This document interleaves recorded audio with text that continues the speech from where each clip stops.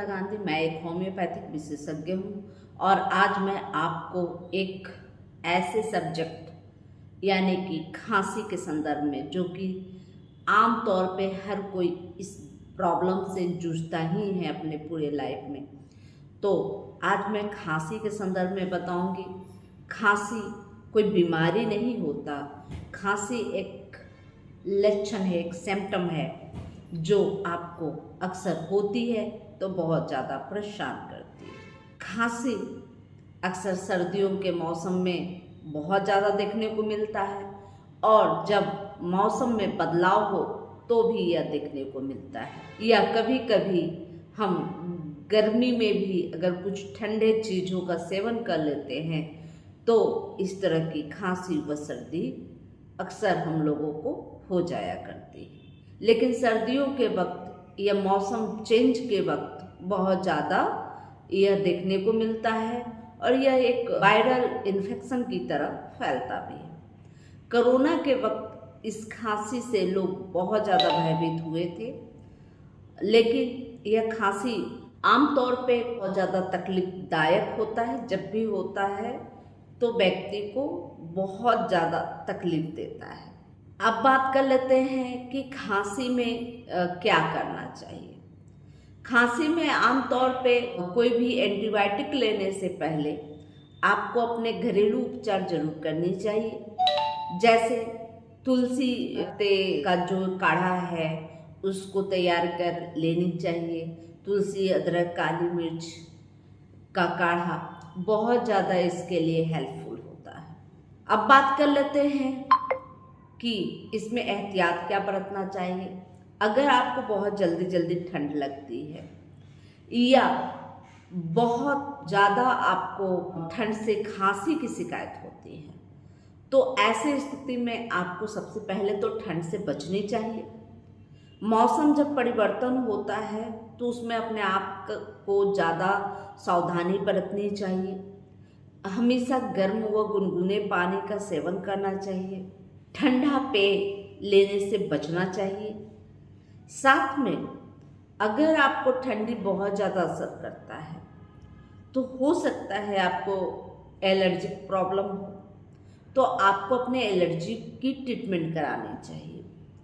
अगर खांसी 3 हफ्ते से ज़्यादा हो तो आपको जरूरी एहतियातन टेस्ट करानी चाहिए, क्योंकि हो सकता है अगर 3 हफ्ते से ज़्यादा आपको खांसी रही हो हो सकता है ये आपको टीबी की प्रॉब्लम हो, ट्यूबरकुलोसिस हो सकता है यह कैंसर के भी लक्षण आ सकते हैं। बहुत सारे कैंसर में इस तरह की खांसी देखी जाती है जो लंबे समय से चली आती है। अगर 3 सप्ताह से ज़्यादा अधिक खांसी रहती है तो बहुत तरह की समस्याएं हो सकती हैं, इसलिए सावधानी बरतनी चाहिए और ज़रूरी टेस्ट करानी चाहिए। इसके अलावा अगर आपको खांसी हुई है तो कुछ होम्योपैथिक दवाइयाँ लेनी चाहिए, चूँकि आप लोग अधिकांश लोग जान चुके हैं कि एंटीबायोटिक ज़्यादा उपयोग करने से शरीर की इम्यूनिटी बूस्टर कमज़ोर होती है और इम्यूनिटी पावर अगर कमज़ोर हो तो शरीर की इम्यूनिटी पावर कमज़ोर होती है और इम्यूनिटी पावर कमज़ोर हो तो बहुत तरह की समस्याएं अक्सर शरीर में आती रहती हैं और हमें तकलीफ देती रहती है। इसलिए होम्योपैथिक दवाइयों का सेवन करना चाहिए। होम्योपैथिक दवाई सुगम भी है, सुरक्षित भी है, कभी किसी को नुकसान नहीं करती। तो होम्योपैथिक दवाई लेने का एक बहुत बेहतरीन समस्या यह है कि कोई भी दवा फिक्स नहीं है। मान लीजिए अगर आपको खांसी है तो खांसी कितने ही प्रकार की होती है और प्रत्येक व्यक्ति की खांसी में बहुत ज़्यादा फर्क भी होता है। किसी को ड्राई कफ है, किसी को लूज कफ है यानी कि कफ वाला खांसी है, किसी को सूखी खांसी है, किसी को खांसी का एक दौरा पड़ता है, किसी को ठंडे पानी पीने से आराम होता है, किसी को गर्म पानी पीने से आराम होता है, किसी के खांसी में बार बार प्यास लगता है और बहुत ज़्यादा पानी पीते हैं। कोई व्यक्ति जब भी खांसी होता है थोड़ा सा पानी पीता है, वो ज़्यादा पानी उसको पीने का जचता नहीं है। तो सबकी सिम्टम अलग अलग है। किसी को दिन में बहुत ज़्यादा खांसी होती है, किसी को रात को खांसी होती है। तो सब अलग अलग कैटेरिया के होते हैं और अलग अलग खांसी में अलग अलग होम्योपैथिक मेडिसिन का उपयोग होता है, जिसकी वजह से व्यक्ति स्वस्थ होता है। और इस आपके लिए कौन सी दवा है, इसके चयन करने के लिए अनुभवी डॉक्टर आपसे होते हैं। अगर आपके डॉक्टर अनुभवी हैं तो आपके लिए बेहतर दवा का सजेशन करेंगे और बेहतर दवा मिलेगा तो आप जल्द ही बेहतर होंगे। और अगर इस तरह से वीडियो देखने के बाद, वीडियो में हम लोग सभी दवाइयों के बारे में जो भी जिक्र करते हैं वो 100% सही व कारगर होता है, लेकिन यह हमारे अनुभव शेयर किए जाते हैं आपके ज्ञान अर्जन के लिए। आपको एजुकेशन पर्पस से यह बातें बताई जाती है, अपने अनुभव को शेयर किया जाता है, न कि स्वयं चिकित्सक बन के अपना ट्रीटमेंट करने के लिए। अगर आपको होम्योपैथी के बारे में कुछ भी नहीं पता हो तो आप किसी अच्छे चिकित्सक के संपर्क में जाएं और अपने समस्या के बारे में बताएं विस्तार पूर्वक, और अपनी दवाइयों के चयन करने में उनकी सहायता करें। अगर वह आप सब कुछ बताएंगे, अपनी जितनी टोटल समस्या है वो बता देते हैं, तो आपके डॉक्टर 100% सत्य है कि आपके लिए एक अच्छी बेहतरीन दवा आपको चयन करके देंगे, जिससे आप 100% सही होइएगा। बहुत लोग अनाप शनाप दवाइयाँ उठाते हैं और ले लेते हैं और बोलते हैं मुझे तो होम्योपैथी सूट नहीं करता। होम्योपैथी की इमेज को डैमेज करने की कोशिश करते हैं। इसी के लिए बोलते हैं कि कोई भी होम्योपैथिक ऐसा नहीं है कि आप जब मन आया जो मन आया, ठीक है, इससे कोई नुकसान नहीं होता, लेकिन जब जो मन आएगा वो दवा अगर आप लेते हैं तो उससे बहुत तरह की समस्याएं आ सकती हैं। जैसे किसी दवा को लेने के बाद कौन सी दवा लेनी चाहिए या नहीं लेनी चाहिए, इसका ज्ञान आपको नहीं होगा। कोई दवा किसी दवा के लेने के बाद एक्टिवेशन करता है, कोई दवा दिक्कत पैदा भी कर सकता है, कोई दवा किसी दवा से सूट नहीं करता, तो उसके लिए एक चिकित्सक की सलाह बहुत ज़्यादा जरूरी है। अगर आप किसी चिकित्सक के सलाह के अनुसार दवा लेंगे तो वो सब कुछ ध्यान में रखते हुए आपको दवा खाने का निर्देश देते हैं और आप बहुत जल्दी स्वस्थ होते हैं। सभी होम्योपैथिक दवा सभी व्यक्तियों को सूट करता है, बशर्ते दवा उचित होनी चाहिए, आपकी समस्या के अनुरूप होनी चाहिए। दवा के सिम्टम और व्यक्ति के बीमारी के सिम्टम दोनों मैच करनी चाहिए। इसे ही कॉन्स्टिट्यूशनल मेडिसिन कहते हैं। और अगर ऐसी दवा आपको मिलती है तो 110% आप स्वस्थ होते हैं और बहुत जल्द ही स्वस्थ होते हैं। कुछ लोगों का भ्रम होता है कि होम्योपैथिक बहुत देर से फायदा करता है। यह निर्धारण करता है कि आपकी बीमारी कितनी पुरानी है, बीमारी कितनी गंभीर है, और बीमारी के लिए आपने जो दवा चयन किया है वो आपके लिए परफेक्ट है या नहीं है। अगर वो दवा परफेक्ट है तो आपको चुटकी बजाते ही आपको फायदा करेगी। ऐसा नहीं है कि आपको लंबे समय तक दवा लेनी होगी। कुछ बीमारियां ऐसी होती है, अक्सर होम्योपैथिक डॉक्टर के पास लोग तब आते हैं जब सभी जगह से थक और परेशान हो जाते हैं। ऐसे में तो आपको लंबा पेशेंस रखना पड़ेगा। ऐसी बीमारियां तुरंत नहीं ठीक होती, लेकिन अब जैसे सर्दी है, बुखार है, कभी दांतों का दर्द है, किसी व्यक्ति ने बताया कि दांत दर्द है, इसके लिए एलोपैथिक से बेहतर कोई नहीं है, तुरंत आराम हो जाएगा और मैं शांत हो जाऊंगा। लेकिन ऐसी बात नहीं होती। होम्योपैथिक ऐसे मामलों में बहुत जल्द आराम करता है, लेकिन दवा आपके माफिक आपके लिए इसके चयन के लिए एक डॉक्टर की आवश्यकता होती है। जैसे सभी बीमारियों को दिखाने के लिए आप अपने अस्पताल जाते हैं, अपने चिकित्सक से मिलते हैं, तो होम्योपैथी के लिए भी चिकित्सक से मिलनी चाहिए। होम्योपैथी में भी चिकित्सक होते हैं और चिकित्सक जब होते हैं वही आपको ठीक कर सकते हैं। चिकित्सक अनुभवी होनी चाहिए। उन्हें होम्योपैथी की हर सिम्टम से रूबरू होनी चाहिए, हर दवाइयों का उनको ज्ञान होना चाहिए, उसे ही चिकित्सक कहते हैं। ठीक है, अभी मैं बात करने जा रही थी खांसी के बारे में। तो खांसी के लिए होम्योपैथिक में बहुत सारी दवाइयाँ हैं।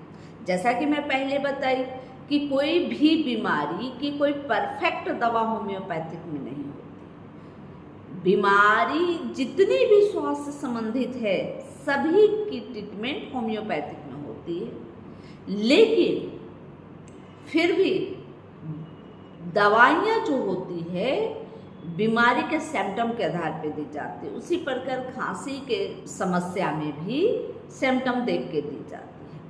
खांसी की अगर कहें तो सबसे बेहतरीन अगर दवाइयों में अगर जाना जाता है तो एंटीमटाट ऐसे वक्त में बहुत ज़्यादा लाभ देती है जब आपका जो श्वास नली है वो घड़ घड़ घड़ घड़ घड़ घड़ आवाज़ करता है, उसमें एक साउंड आता हो, जब भी आप सांस ले रहे हो तो एक आवाज़ आता हो। यह समस्या ज़्यादा बच्चों में, बुजुर्गों में व किसी बीमारी से ग्रसित व्यक्तियों में, इसके अलावे बहुत कमज़ोर व्यक्तियों में यह बहुत ज़्यादा होता है और यह बहुत ज़्यादा जल्दी आराम देता है। तो जब भी गड़गड़ गड़गड़ आवाज़ साउंड के साथ अगर आपको खांसी होती हो, कफ निकलने में दिक्कत होती हो या कफ निकलता भी हो, लेकिन यह साउंड अगर देखने को मिल रहा है तो ऐसी स्थिति में आपको एंटीमटाट लेना चाहिए। इसके अलावे एक और ड्राई कफ होता है, ऐसा लगता है कफ फेफड़ों में अटका हुआ है, सांस लेने में नहीं बन रहा है और ऐसी स्थिति में साय साय सी आवाज़ हो, तो ऐसी स्थिति में अस्पोंजिया लेनी चाहिए 30 पोटेंसी में, सुबह 2 बूंद, दोपहर 2 बूंद व शाम 2 बूंद।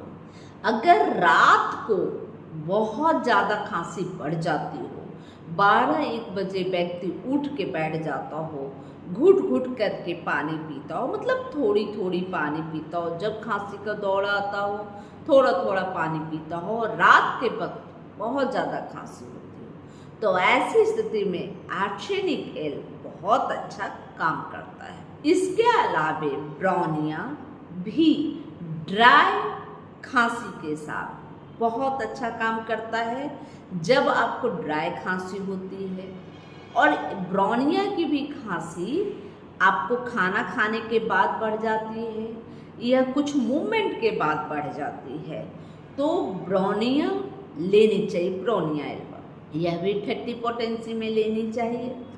ऐसी खांसी जिसके साथ ड्राइनेस हो, आपके स्किन का ड्राइनेस हो, आपके स्टूल का ड्राइनेस हो, आपके कफ का ड्राइनेस हो, यानी कि इसमें ड्राइनेस देखा जाता है।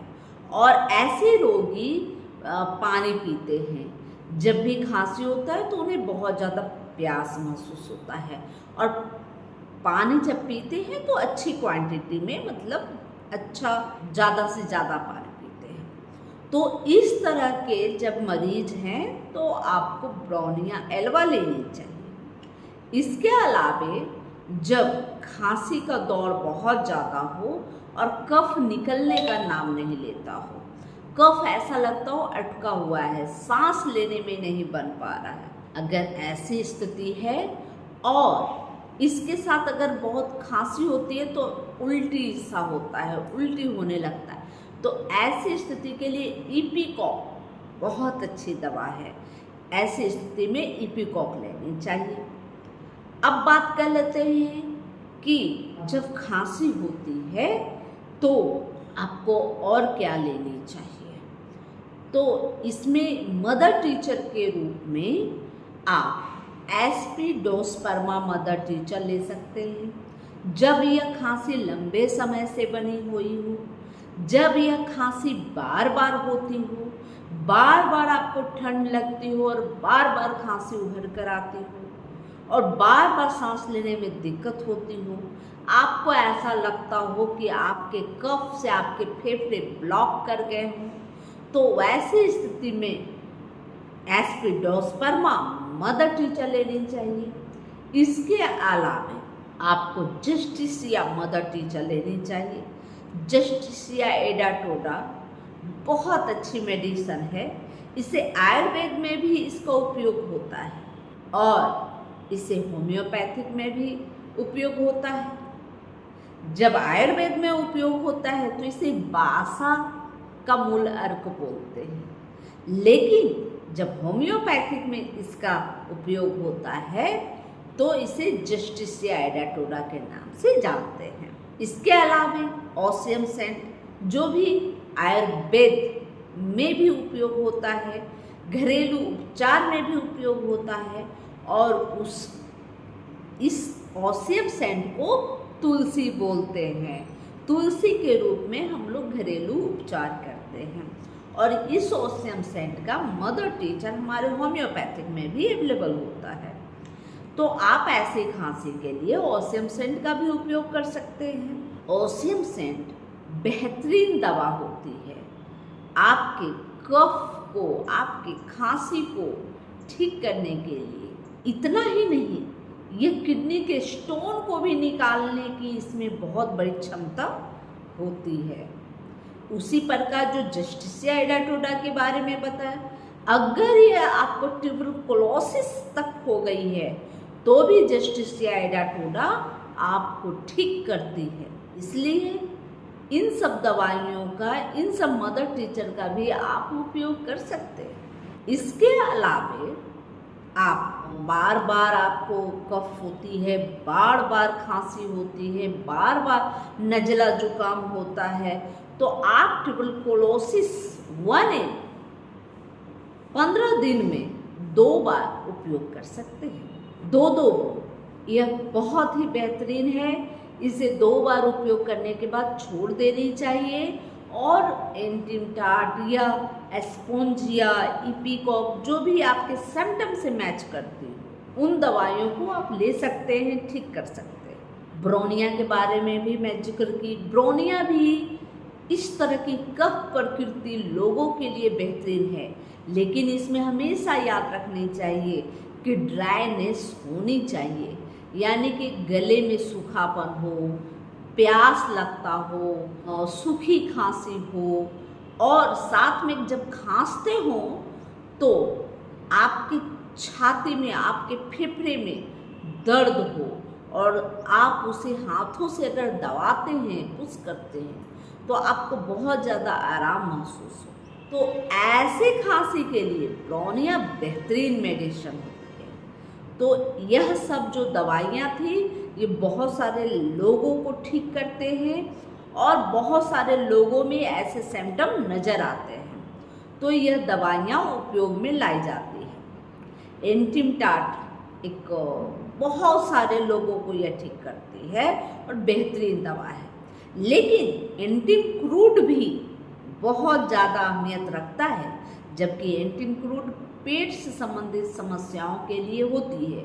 लेकिन आपके अगर जीभ पे सफ़ेद लेप जमा हो और खांसी भी मौजूद हो तो, और सांस लेने में नहीं बन रहा हो, अटका अटका सा महसूस हो रहा हो, तो आप इसके साथ साथ आपको कब्ज हो या डायरिया हो, तो वैसी स्थिति में एंटिमक्रूड आप ले सकते हैं। और मतलब कि खांसी से रिलेटेड हो, पेट की भी समस्या, खांसी भी हो और पेट की भी समस्या हो, वैसी स्थिति में एंटिमक्रूड बहुत ही बेहतरीन काम करती है। तो इस तरह से कोई भी दवाई किसी भी बीमारी के लिए परफेक्ट फिक्स नहीं होती। ब्लिक सभी दवाइयाँ सभी तरह की बीमारियों को ठीक करने की क्षमता रखती है, बशर्ते दवाइयों का सिम्टम और आपकी समस्या की सिम्टम दोनों मैच करनी चाहिए। इसलिए कहते हैं कि किसी चिकित्सक से आप जरूर सलाह लें और सलाह लेने के उपरांत दवा लें तो आप जल्द ही ठीक हो सकते हैं। यह जानकारी अच्छी लगी तो लाइक करें, सब्सक्राइब करें और बेल आइकन जरूर दबाएं। जय हिंद, जय भारत, धन्यवाद।